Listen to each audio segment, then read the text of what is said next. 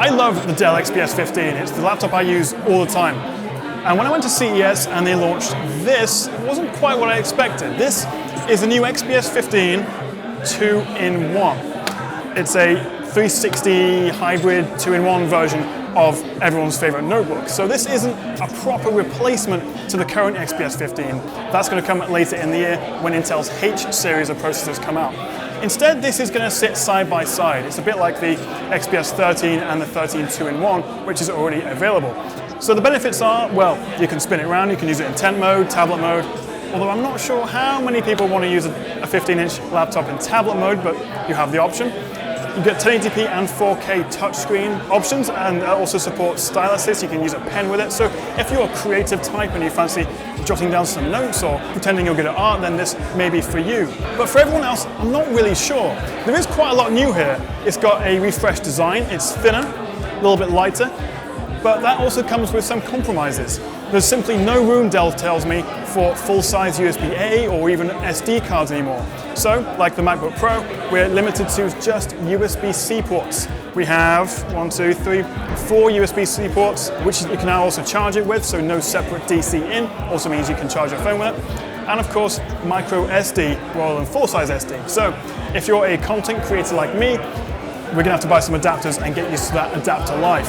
But it is a slick machine, it's beautiful. It's actually frozen. Oh no. It's a touchscreen, but it's not working. I've broken it. Ah. This is a pre-production model. It's not going to come out till spring. And also they're not talking about final performance figures yet because this is still like a work in progress. Aha. We're in. So we've got refreshed design, thinner bezel, change of ports, all that business. But there's a couple of the big changes. First of all, the keyboard. Because it's a thinner chassis, they've had to develop a new maglev keyboard. First impressions aren't great. It feels a lot more like the MacBook Pro 2017, but you do get used to it. It's less spongy than the current XPS 15, a lot more clacky, but I think I'll get used to it. So the keyboard, the travel has halved, but because it's using this cool new technology, it still feels reasonably good.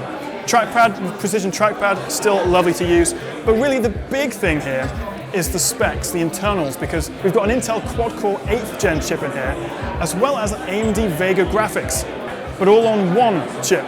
AMD and Intel have worked together, pushed NVIDIA out, so for this 2-in-1, you're getting AMD Vega graphics and 8th gen processor. But overall, don't expect a huge performance boost over the current model.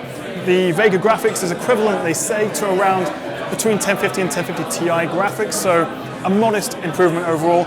So even though it's on one chip and therefore you may think, well, maybe better efficiency, better battery life, unfortunately not. The battery is a bit smaller. We're looking at around 70 watts on this. It did go up to 97 watts on the current XPS 15, the 2017 one. So they say battery life will be around 15 hours, but that's tested at 150 nit brightness. In reality, we're probably more looking at 9 or 10 hours, which is still good, but not quite as good as the current one. So that is the new XPS 15 2-in-1. It's due to come out in the spring, so I'm guessing March, April-ish, and starting at $1,300 in the US. UK prices hasn't been confirmed, but around that, I'd say.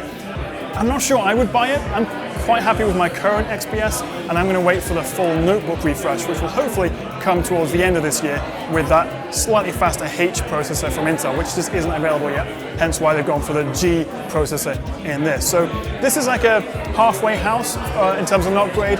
Obviously, you also get this fancy 360 hinge if that's appealing to you. So that's the XPS 15 2-in-1. Let me know what you make of it in the comments below. Click that like and subscribe button if you enjoyed this video. I'll see you next time right here on the Tech Chat.